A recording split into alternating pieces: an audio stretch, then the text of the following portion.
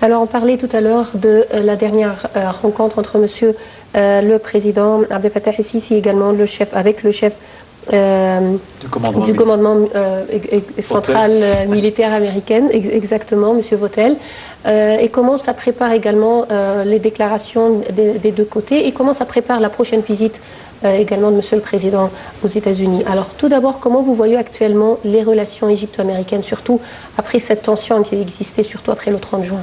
Je pense que c'est la lune de miel. Hein. Ouais. Il y a un rapprochement, il y a une entente quasi parfaite entre les États-Unis, l'administration américaine généralement, et notamment le président Trump et le président Sisi, étant donné que actuellement la politique extérieure de l'Égypte, je pense que elle est en parfait accord avec la position politique de Trump. Par exemple, c'est sa position vis-à-vis de la confrérie des frères musulmans. C'est lui, par exemple, il reconnaît que la confrérie des frères musulmans est une confrérie terroriste, un organisme terroriste. Et on voit même que l'administration américaine, actuellement, après l'accession au pouvoir par Trump, actuellement œuvre pour placer la confrérie sur la liste d'organismes terroristes. Ça, c'est une chose très importante. Et puis, il y a un parfait accord sur le plan stratégique. Il y a actuellement une coordination entre les administrations américaines et l'Égypte sur le plan stratégique, et ils sont d'accord aussi sur la nécessité, d'avoir une vision complète, une vision internationale complète pour combattre le terrorisme.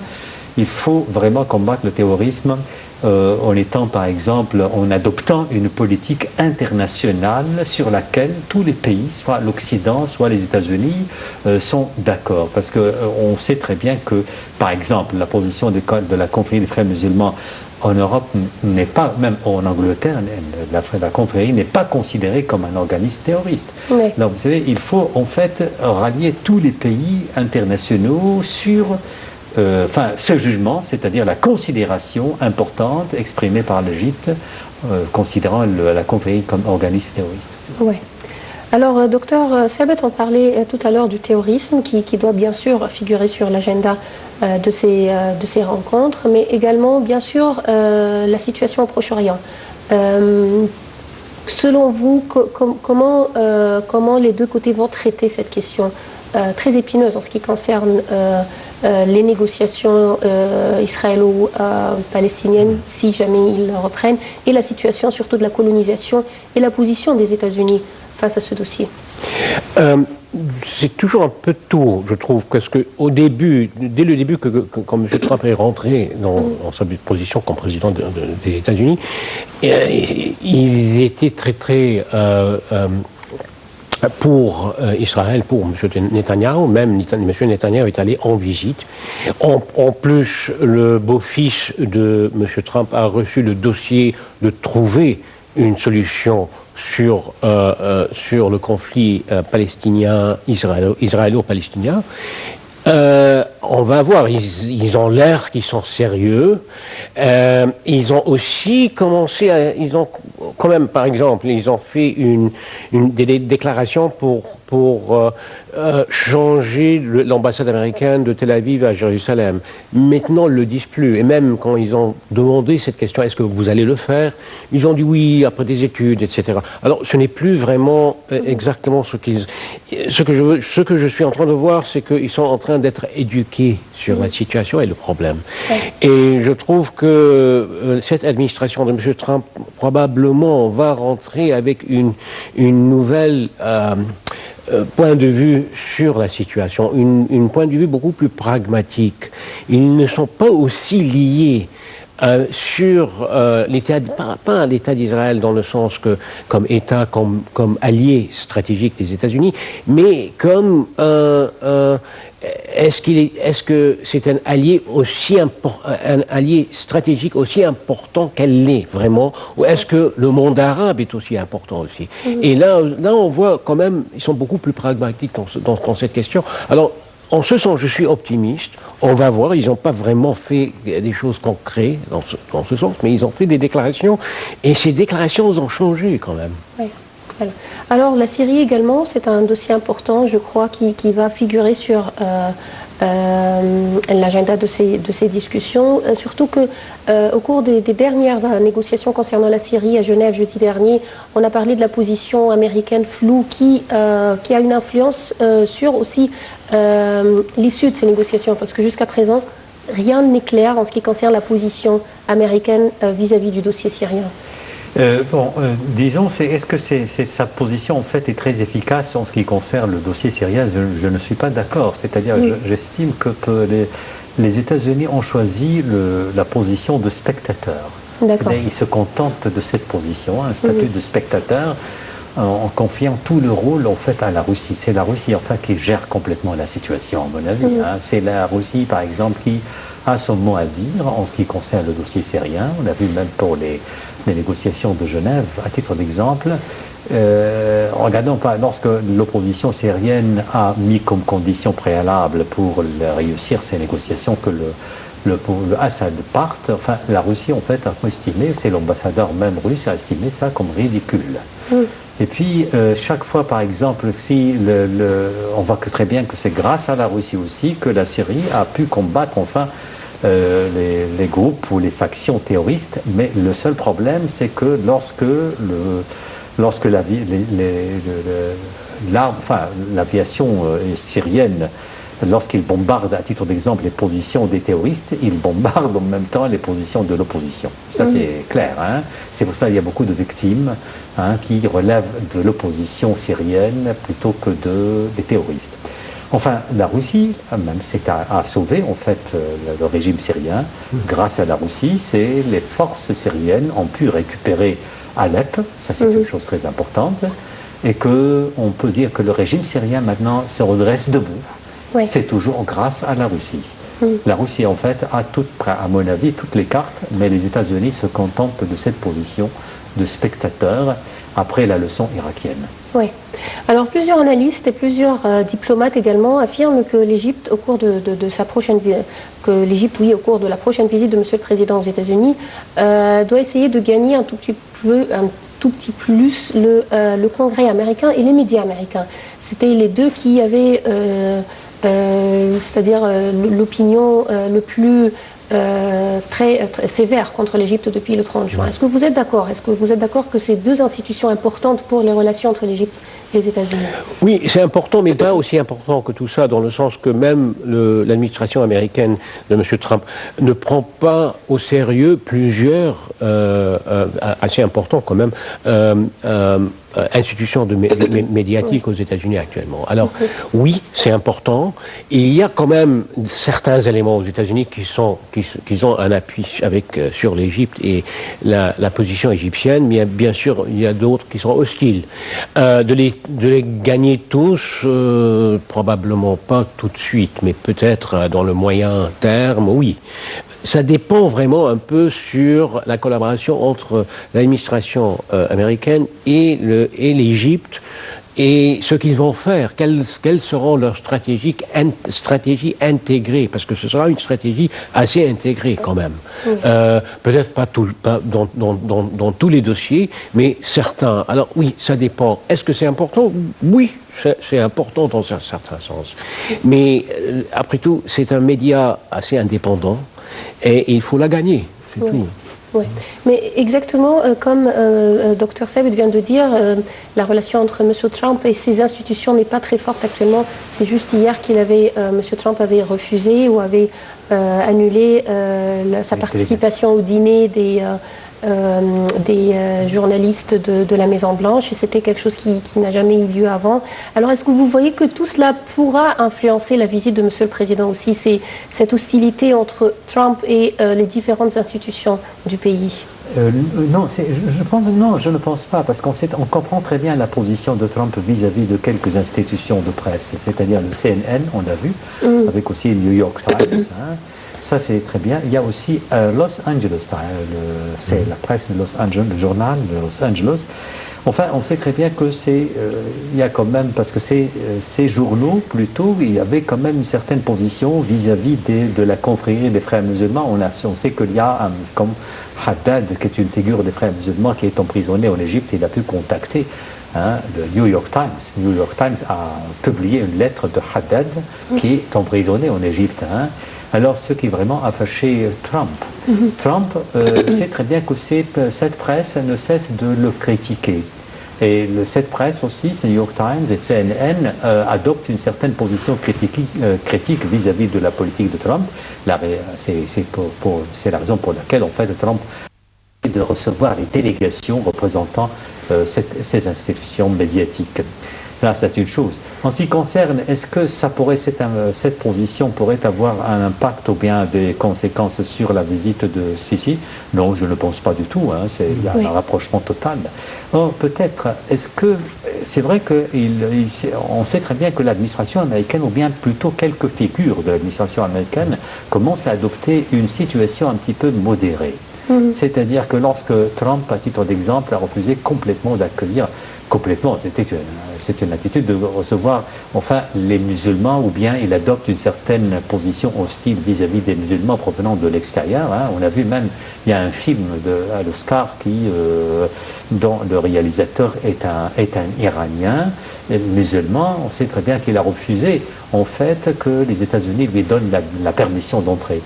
C'est une position quand même hostile. Or, il y a quand même quelques figures dans l'administration américaine qui commencent à modérer cette situation, à atténuer cette situation, parce que, et même dans le camp de Trump, il y a des figures qui critiquent en fait la politique de Trump. Oui. Vous savez que c'est un jeu quand même politique, c'est-à-dire que c'est Trump qui a mis, en fait, qui est un metteur en scène, qui a mis en scène, je veux dire, que des figures modérées, afin de... D'accord. Comme ça, il pourra jouer sur les deux cordes. Oui. Alors, on a entendu plusieurs fois que M. Trump également, c'est clair qu'il est contre les frères musulmans, mais on a entendu plusieurs fois qu'il va mettre quelques lois, peut-être quelques décrets interdisant leur existence ou disant qu'il s'agit d'un groupe terroriste. Est-ce que vous pensez que cela peut être fait autour de la visite du Monsieur le Président? Pardon, quelle est le fait c'est-à-dire de décréter une loi disons que ce groupe est un groupe terroriste, clairement. Ça veut dire les frères musulmans? Bien sûr. Oui, c'est très possible. Ainsi, aux États-Unis va être menacée, bien sûr. Bon, est-ce que M. Trump va mettre les frères musulmans, la confrérie des frères musulmans comme une... Est-ce qu'il va mettre en exécution ses propos, je veux dire? Oui, je suis assez sûr de ça. Ce sera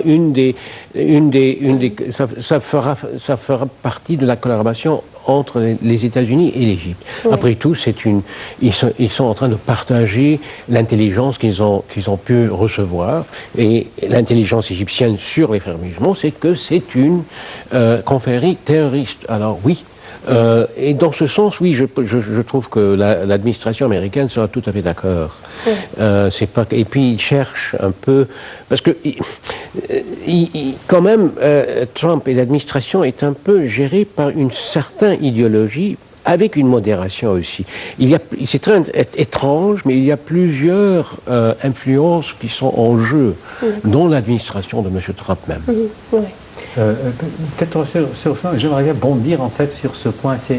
J'ai lu quand même quelques articles intéressants. C'est que Trump, au début, c'est-à-dire quand il a accédé au pouvoir, dans ses premiers jours, lui, il a dit, il a exprimé en fait sa position clairement vis-à-vis de la confrérie, et que sa volonté aussi de la placer sur la liste des organismes terroristes. Mais est-ce qu'il y a un décret, par exemple, prononcé ou promulgué par le président ou par les États-Unis en général, considérant la confrérie des frères musulmans comme terroriste? Non, jusqu'à maintenant, non, et je ne pense pas. Exactement, c'était ça ma question. Est-ce qu'il y aura... Non, je ne pense pas. Je ne pense pas. Pourquoi? Parce que ça va compliquer la situation. Je remarque même que peut-être Trump lui-même, il a reporté sa décision. Il a reporté sa décision selon laquelle la confrérie des frères musulmans serait considérée comme organisme terroriste. Pourquoi? Il ne faut pas oublier que la pression exercée par les frères musulmans, qui sont même qui ont la nationalité américaine. Ouais, il y a aussi des milieux médiatiques. Il y a un grand nombre quand même. Absolument. Dans les médias, il y a des milieux qui sont gérés par les frères musulmans. Et je veux dire qu'ils ont leur d'affaires également. Il y en a plusieurs parmi le milieu d'affaires, je sais aussi. Oui, et même des républicains. Je dirais qu'il y a même des figures républicaines qui refusent complètement cette attitude. Et je ne pense pas que cette décision serait sortie. Je ne pense pas. C'est-à-dire, mais enfin, on peut dire qu'il y a, on peut le dire, il y a un accord une convergence de vues qui sont des terroristes, mais les considérer... Oui, entre le président égyptien Abdel Fattah el-Sisi et Trump. Donc, même sur le plan idéologique, sur ce point-là, ils sont d'accord. Ça suffit.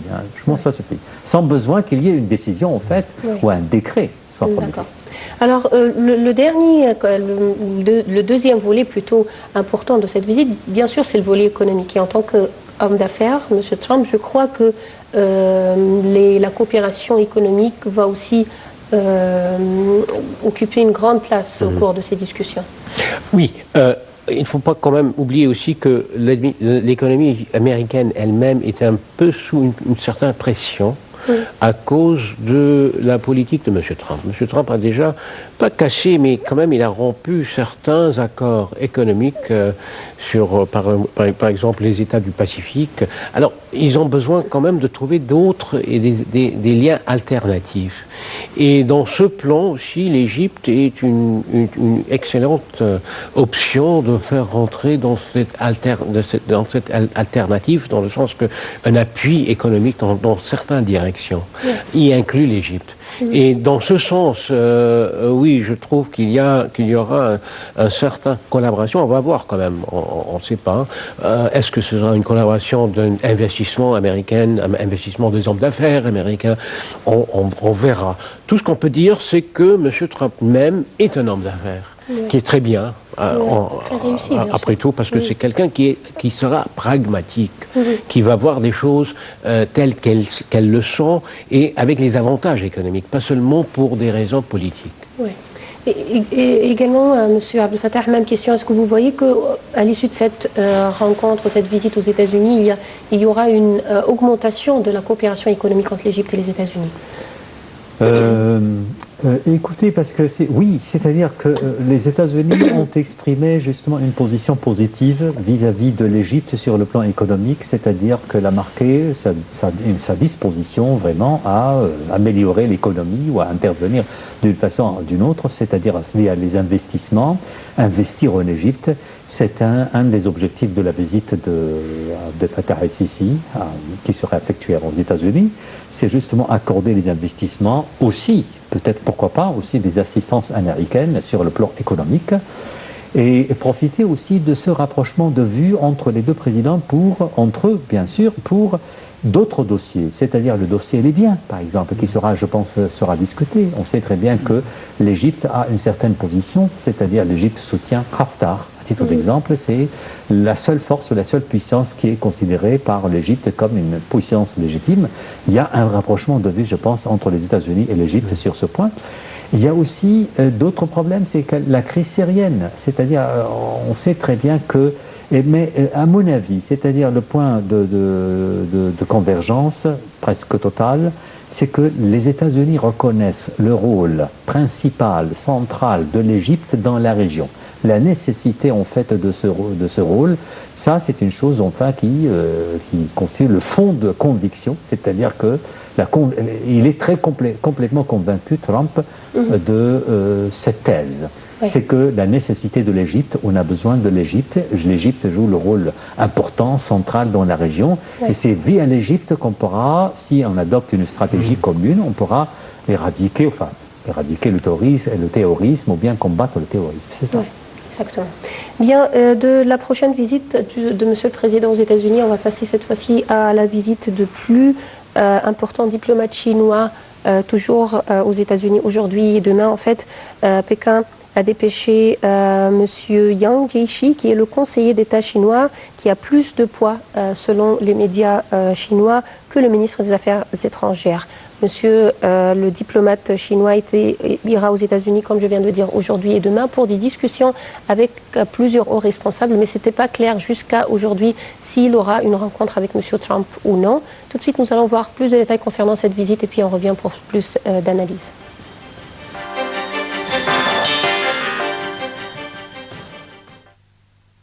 Cette visite vient moins d'une semaine après un coup de téléphone entre Yang Jiechi et le secrétaire d'État Rex Tillerson, au cours duquel les deux hommes ont affirmé l'importance d'une relation sino-américaine constructive. Selon l'agence de presse officielle, l'organisation d'une rencontre entre le président américain Donald Trump et son homologue chinois Xi Jinping figurerait tout en haut du menu des entretiens de M. Yang à Washington. Chine Nouvelle n'a fourni en revanche aucun détail concret sur la visite de M. Yang, précisant simplement que le diplomate ancien ambassadeur à Washington et ancien ministre des Affaires étrangères s'entretiendrait avec de hauts responsables américains des questions bilatérales et des questions d'intérêt commun. Le nom de ces interlocuteurs n'a pas été dévoilé, on ne sait donc pas s'il sera reçu ou non par Donald Trump. Depuis quelques semaines, les deux premières puissances économiques s'efforcent de remettre leurs relations sur de bons rails après des premiers rapports houleux entre Pékin et la nouvelle administration Trump. Donald Trump avait mis Pékin en colère au mois de décembre et s'entretenant avec la présidente de Taïwan. Il avait expliqué que les États-Unis n'étaient pas forcément tenus de se conformer à ce principe respecté depuis 40 ans par le pays et qui consiste à s'aligner sur la position de la Chine communiste selon laquelle il y a une seule Chine dont Taïwan a vocation à faire partie. Les désaccords entre Washington et Pékin concernant la devise chinoise, le commerce, la souveraineté en mer de Chine méridionale et la Corée du Nord. Il y a une quinzaine de jours, le président américain a dit à son homologue chinois Xi Jinping qu'il avait changé d'avis et qu'il respecterait le principe de la Chine unique, apaisant ainsi les tensions.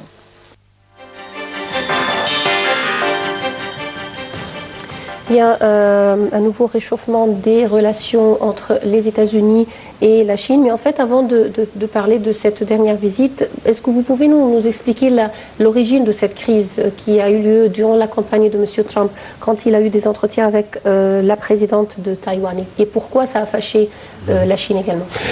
Ça, on parle bien sûr historiquement de la visite de M. Nixon et M. Kissinger à Pékin en 1972, dont ils ont plus ou moins rentré dans des accords sur le Taïwan.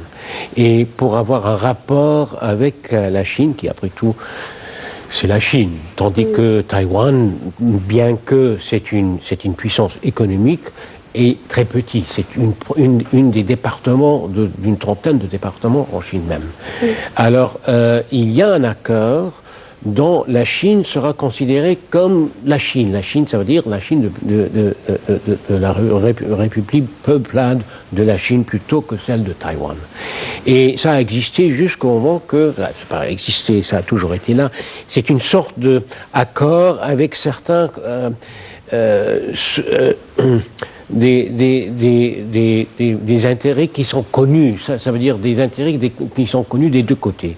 Les Chinois, Pékin sont assez convaincus même s'il y a des efforts de reprendre Taïwan forcément, que l'administration américaine sera là pour la défense de Taïwan. Alors c'est que, mais quand même, ils sont considérés comme une Chine, avec Pékin comme l'État, comment dirais-je, ancêtre, on peut dire.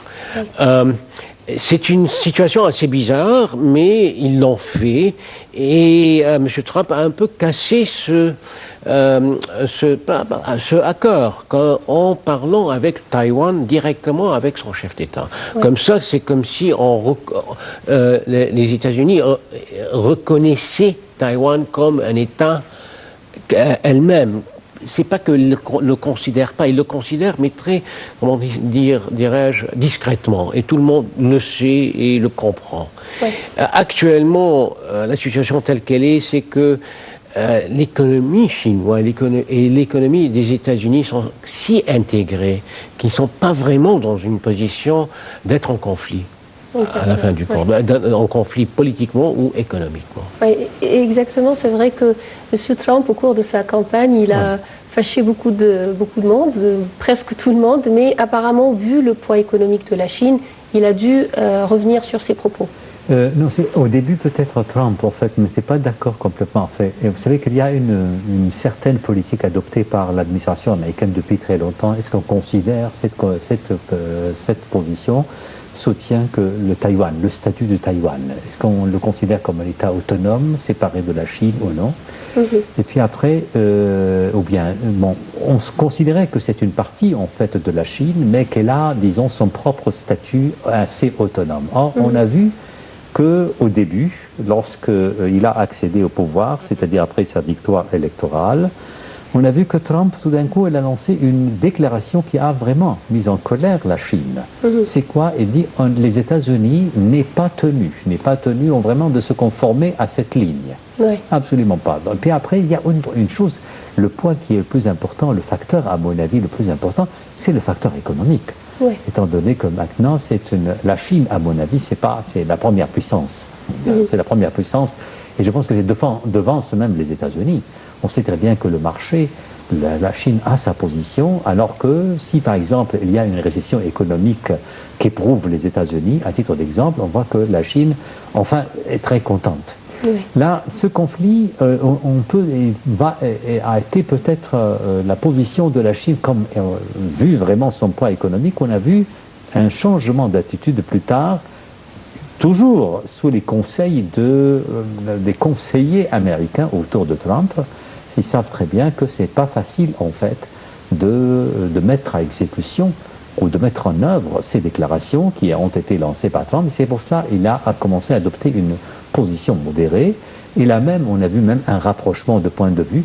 Or, je pense que cette visite de ce diplomate quand même a d'autres raisons.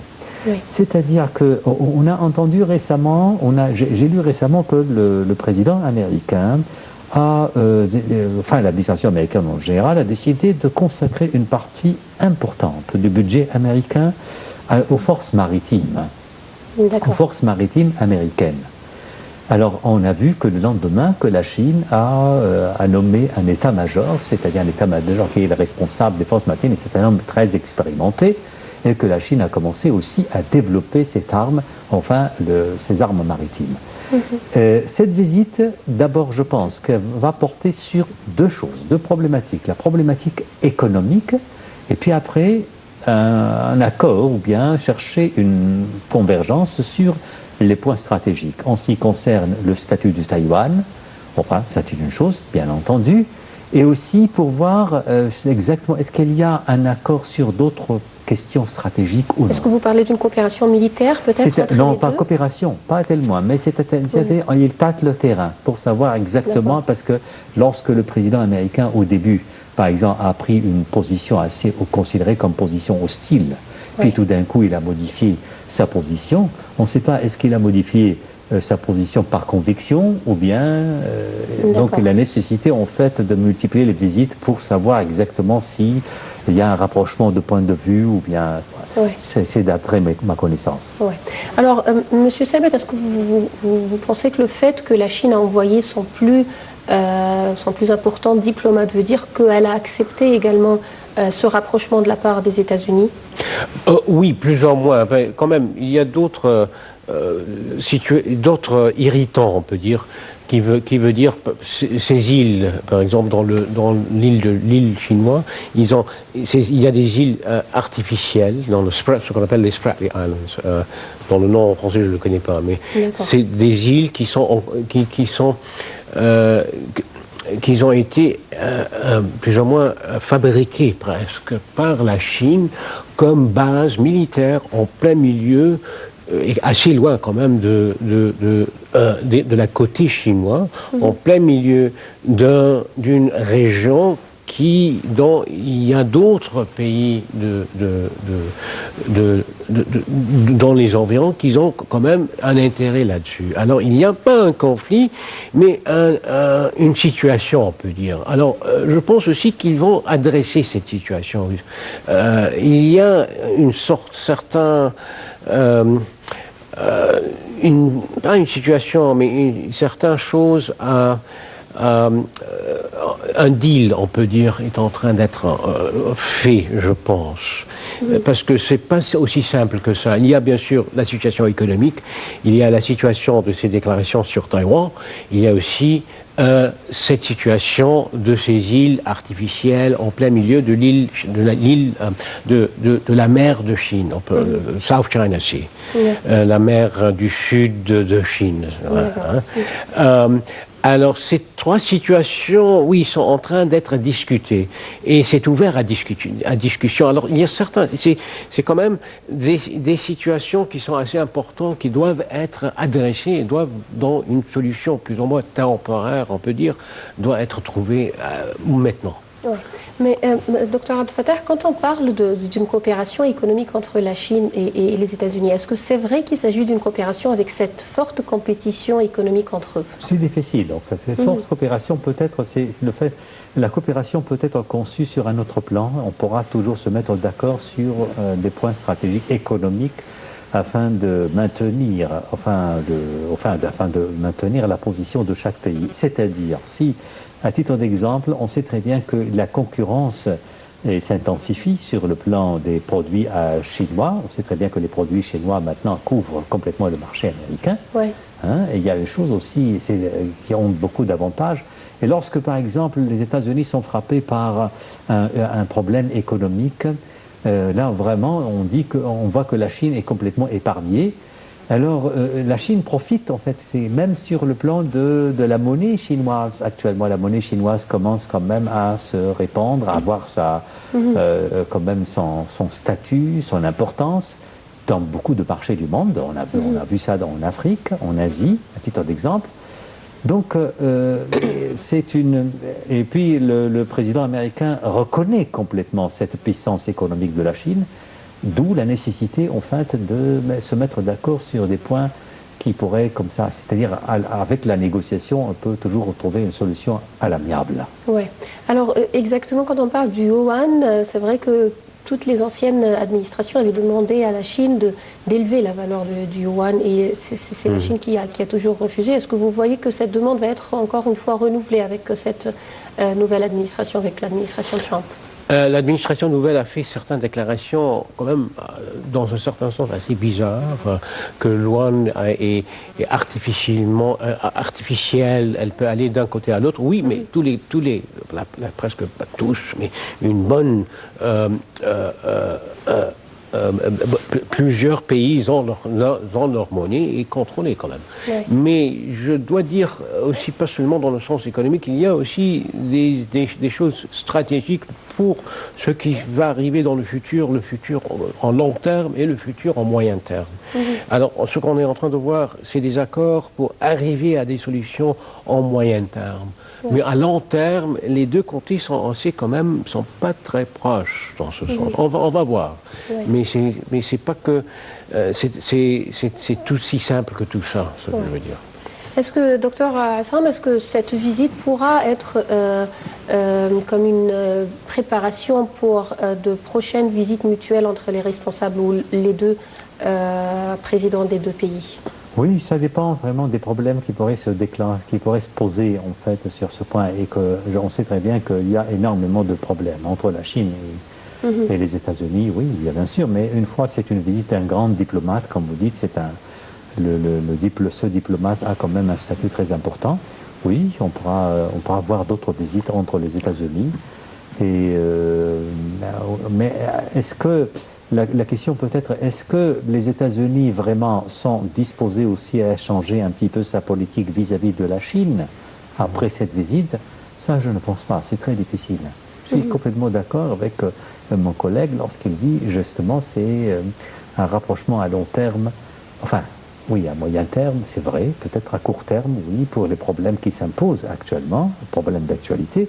Mais à long terme, je ne pense pas.